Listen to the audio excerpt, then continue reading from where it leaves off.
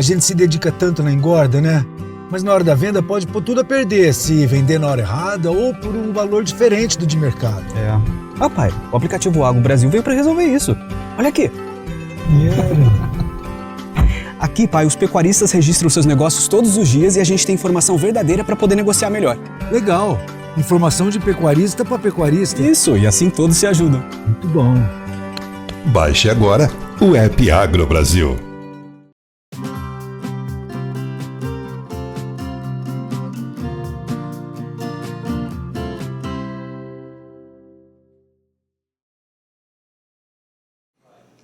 Olá, amigos do Notícias Agrícolas, estamos iniciando mais um boletim do mercado, para a gente falar um pouquinho do que anda acontecendo com o mercado do boi, e hoje um formato um pouquinho diferente daquele mercado tradicional.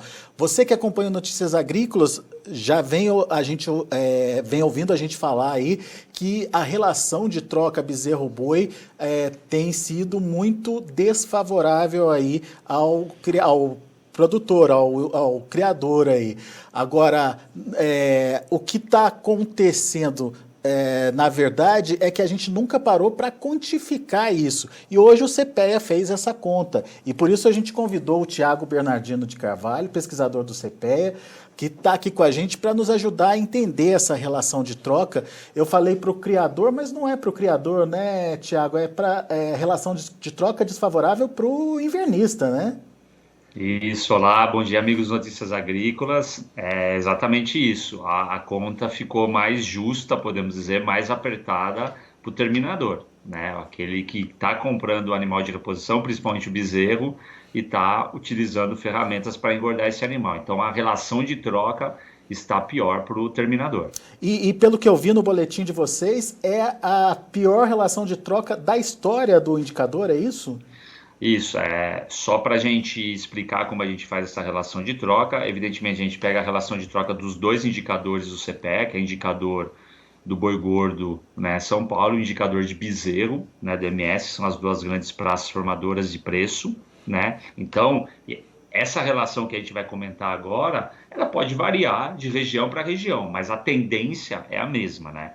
Então, o que a gente faz? A gente faz duas grandes relações. A primeira quantas arrobas de boi gordo são necessários eu produzir para comprar um bezerro, né? Então, é a variação do preço do bezerro, é a variação do preço da arroba. E tem também a relação de troca tradicional, que é quantos bezerros eu consigo comprar com a venda de um boi gordo no atual momento.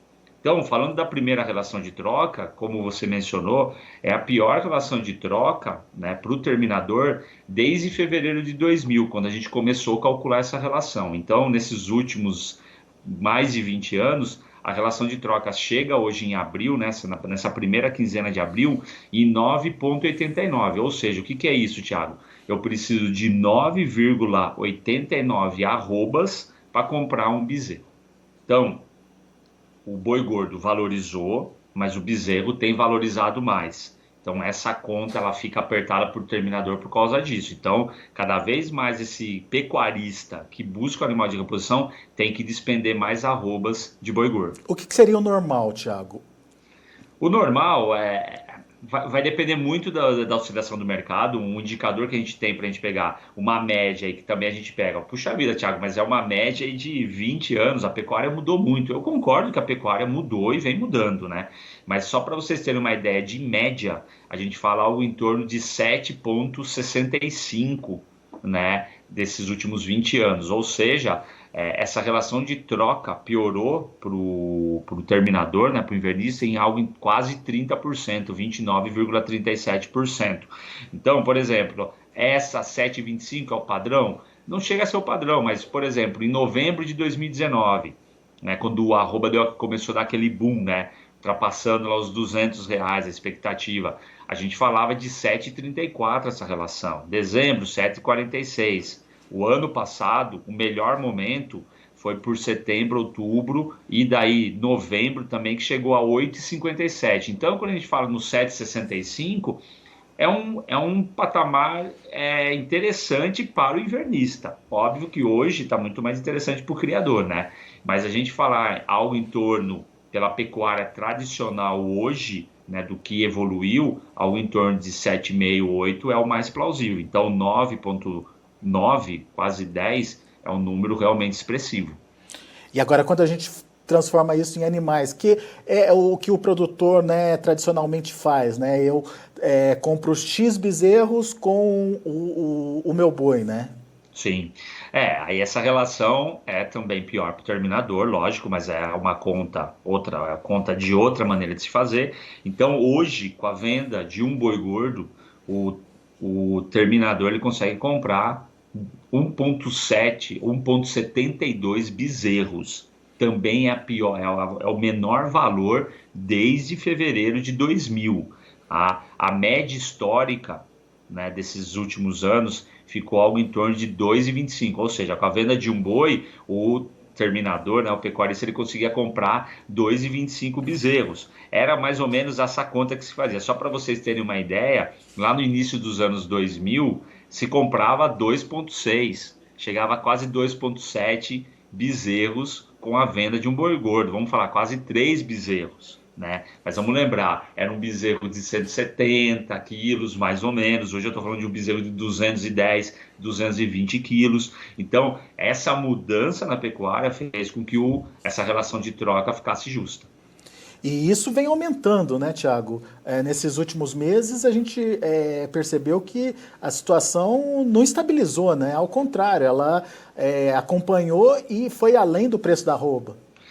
Começa o ano, por exemplo, essa relação de quantas arrobas necessárias para se comprar um bezerro, ela sai de 9,01 em janeiro para chegar a 9,9. Então, ao longo desses 4 meses, essa relação de troca foi piorando, muito devido à forte valorização do bezerro. O boi gordo valorizou também, como a gente já mencionou aqui, mas evidentemente que o bezerro, né, ele valorizou mais, né, nesse período. Se a gente pega um recorte, né, de abril em relação a janeiro, o boi gordo sobe algo em torno de 4,6%. Enquanto se a gente faz a mesma relação para o bezerro subiu 14,8%. Então, o bezerro valorizou mais. E isso vai prejudicar a relação de troca mesmo.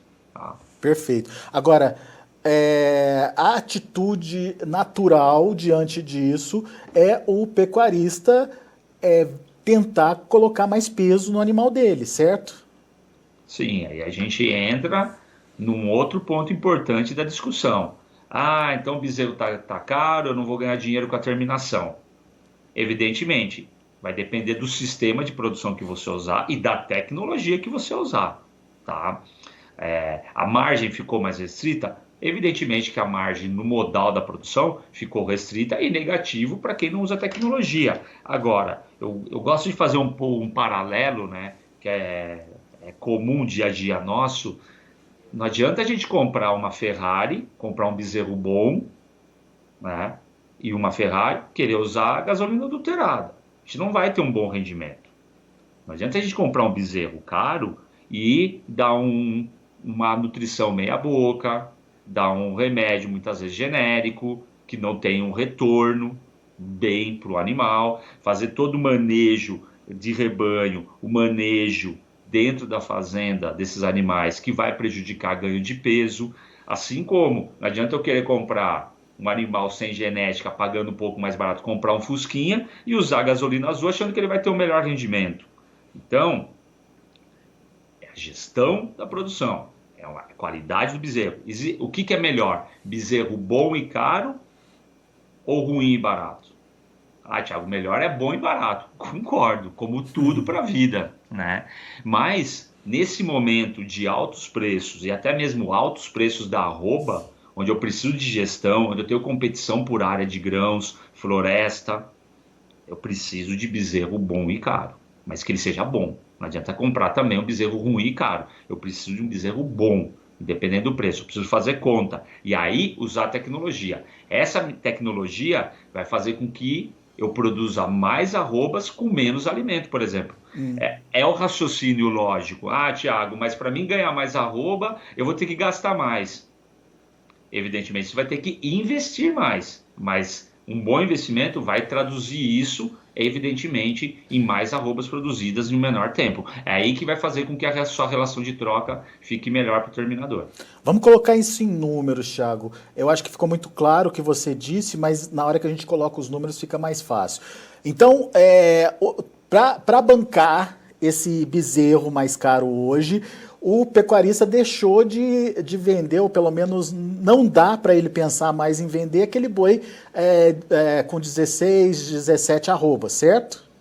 Ele pode até vender um boi de 16, 17 arrobas, mas que ele tenha uma baita de uma tecnologia, ele seja mais jovem. Ele não pode daí demorar muito tempo na fazenda. Então, aí ele vai receber premiação, exatamente pela precocidade da carne, pelo tipo de animal. Se não for esse o caso, ele tem que botar peso nesse animal. Ele tem que pôr peso no animal, porque o bezerro está ganhando peso. Eu lembro que eu falei do início dos anos 2000, 170 quilos. Hoje eu não tenho mais bezerro de 170 quilos. Ah, Thiago, eu tenho, eu conheço.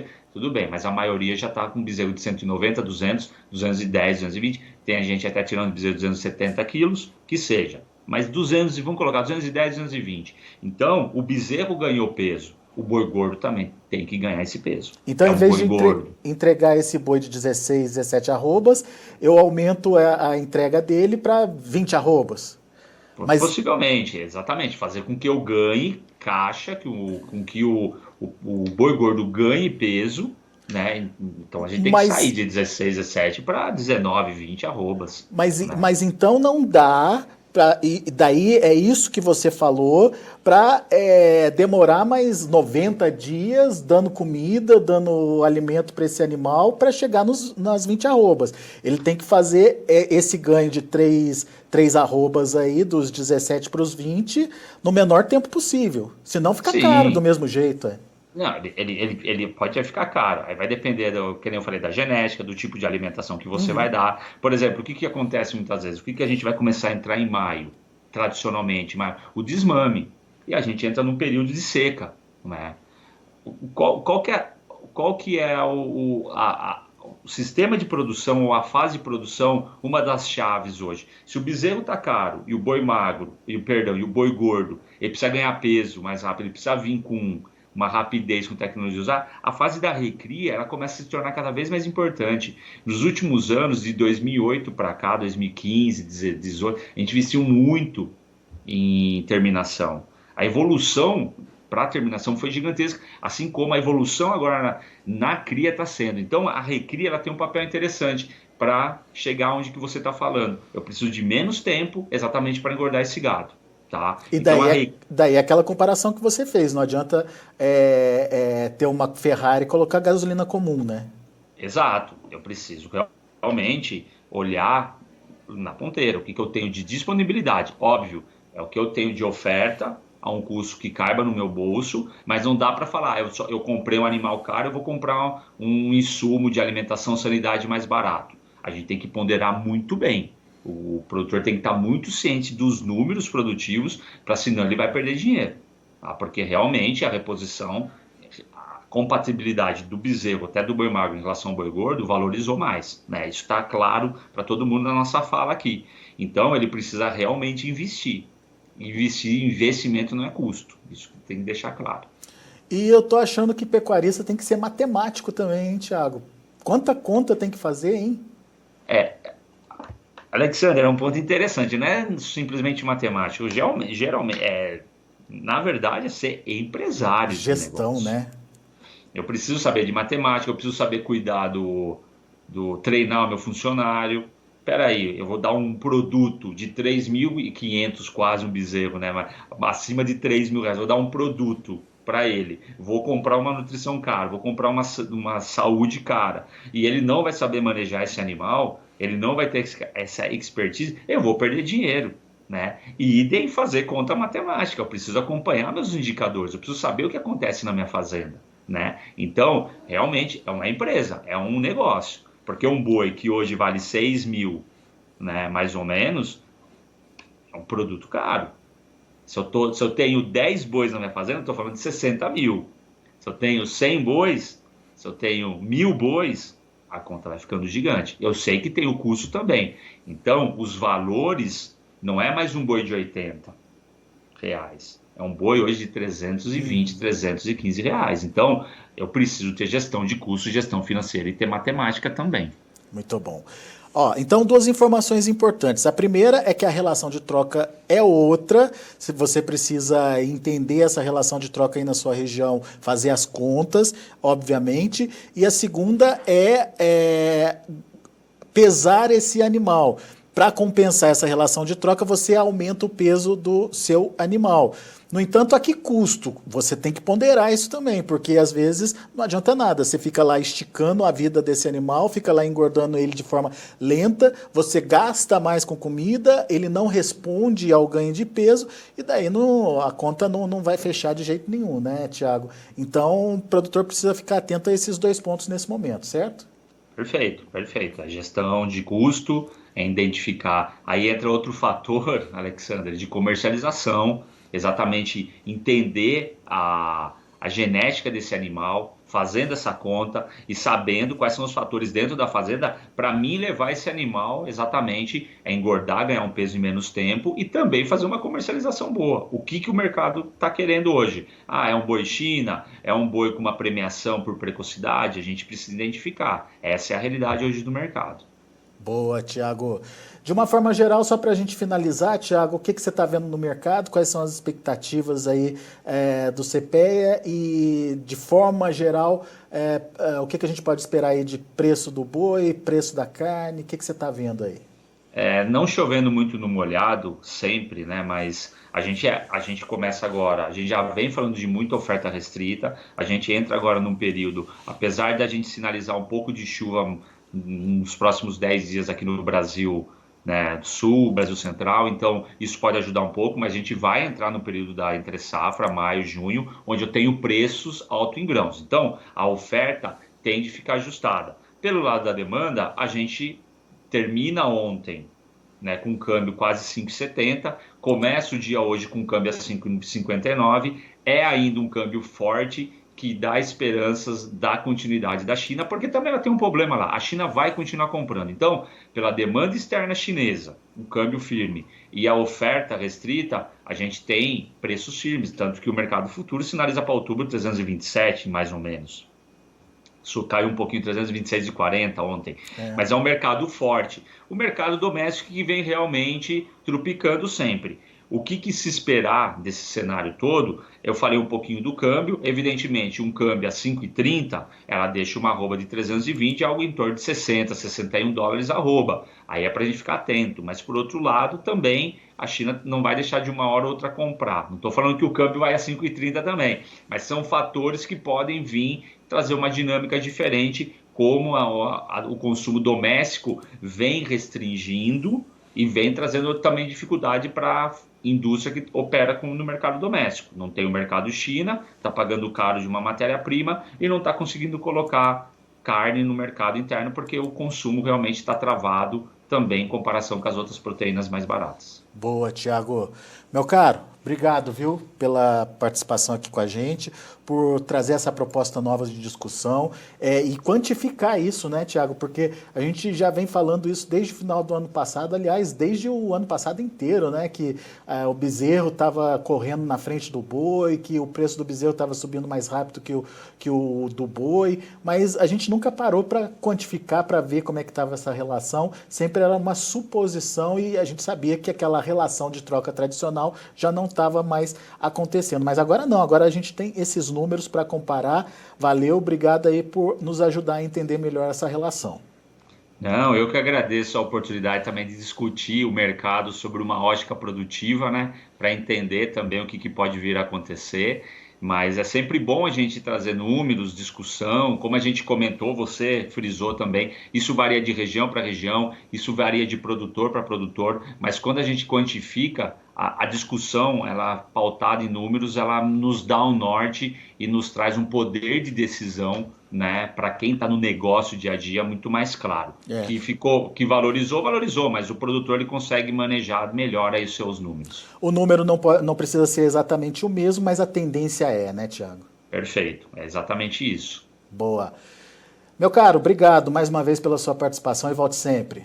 Nós que agradecemos, sempre estamos à disposição aqui. É um prazer aqui bater papo sobre pecuária com vocês. Um grande abraço e um bom final de semana aí para todos. Valeu, Tiago. Abraço para você. Tá aí o Tiago Bernardino de Carvalho, pesquisador lá do CPEA, com a gente, analisando essa relação de troca entre boi gordo e bezerro, nesse momento muito desfavorável aí para o terminador.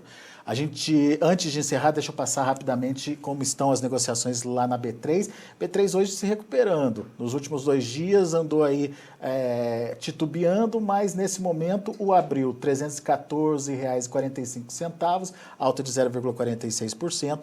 Maio R$ 309,70, alta de 0,96%. Junho R$ 309,25, alta de 1,19%. E julho R$ 315,60, alta de 0,51%. Deixa eu ver se eu consigo pegar rapidinho aqui os números do mercado para outubro, que também é uma referência muito importante aí para os negócios. Outubro se recuperando também, R$ 329,00, uma alta de 0,7%. Ontem a gente acompanhou aqui no Notícias Agrícolas esse patamar caindo para 326, entre 326 e 327 reais. A gente está falando de outubro, voltando para os 329 hoje. O indicador CPEA ontem fechou com alta de 1,04% a R$ 320 por arroba. Muito bem, são os números de hoje. A gente fica por aqui. Agradeço muito a sua atenção, a sua audiência. Na sequência, tem João Batista Olive com Tempo e Dinheiro. Continue com a gente.